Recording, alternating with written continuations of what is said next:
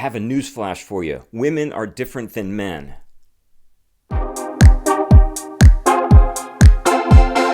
Hi, I'm Jason Pearson. I'm a personal trainer, and this week I want to talk about how women's bodies and physiologies are different than men, especially in relation to exercise and nutrition.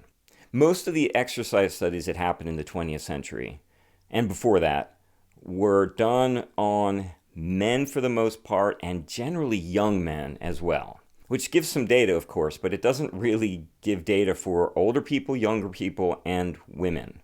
And women, it turns out, have a lot of differences that really affect how exercise and nutrition affect them. And there's someone leading the charge on this and getting the studies done with women.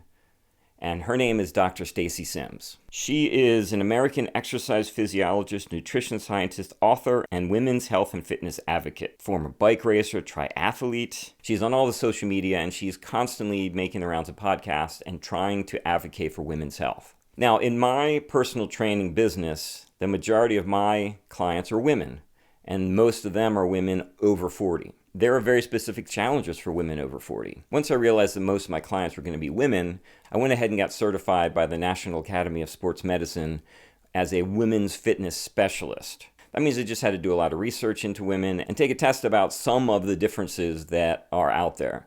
So let's just talk just briefly about some of the obvious ones. So menstruation, the whole reproductive cycle of a month, can really affect how women perform on any given day, and the hormonal shifts that go along with that. That is a lot to deal with. But then on top of that, when women are pregnant, things happen to their bodies that are completely different than when they're not pregnant. And obviously they are putting on weight and they have to take care of the baby, but working out is still a good thing when you're pregnant. You just have to work out differently. And then you've got menopause and perimenopause and postmenopause, and that changes things again because hormones get completely out of whack. For a lot of women, you put on weight and you can't figure out how to get it off. There are all sorts of different things that happen that make working out frustrating because there's not instant results because of the way the body is reacting to these changes. Those are the three major physiological impacts on women, but that's a lot. So what Stacy Sims has done, and now other people, has taken women into these studies and tried to figure out what is going on with women during exercise and during recovery and how protein affects women and how different things affect women. I'm not going to cover a ton of this, but there are two key points I want to highlight. One is tied to a video I did a couple weeks ago about caffeine. And I did not know this until after I'd done that video, or I would have included it in that video. Turns out that caffeine affects women differently than men. And it can affect women differently in different parts of their menstrual cycle, if they're pregnant or not, and again, during menopause, perimenopause, and all that. A woman who could just chug caffeine through her 20s and 30s might suddenly not be able to handle much at all when she hits perimenopause. And it just depends on the hormonal balances and different things going on in the physiology of women. So caffeine is something that women just need to keep an eye on. Another thing that I've known for a while because of Stacy Sims is how women and men differ in protein absorption after working out.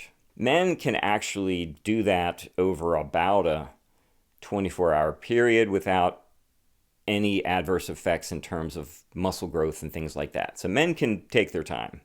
Women, it turns out, should get a lot of protein into their system after working out within 45 minutes to an hour. It's just because of the way that women's bodies are different than men's. They need to get that protein into their system faster in order to gain the benefits of the workout. That doesn't mean, of course, if you don't, that it's the end of the world, but women just need to be more conscious about their post-workout nutrition than men do. There are plenty of other ways that men and women differ in terms of exercise, recovery, protein, and just general physiology. I'm not going to get into all that. What I would recommend is you listen to Stacy Sims, check out some of her podcasts. She's not the only one, but she's the biggest one right now, and she's really doing good work for women. I'm not getting sponsored by Stacy Sims. She has no idea who I am. I just think that this is important. A lot of women that I know are into fitness and keeping healthy, and she is a great resource for you and the men in your lives who support you. So I hope you found this interesting and helpful. Please tell your friends, like and subscribe, and as usual, Stay healthy.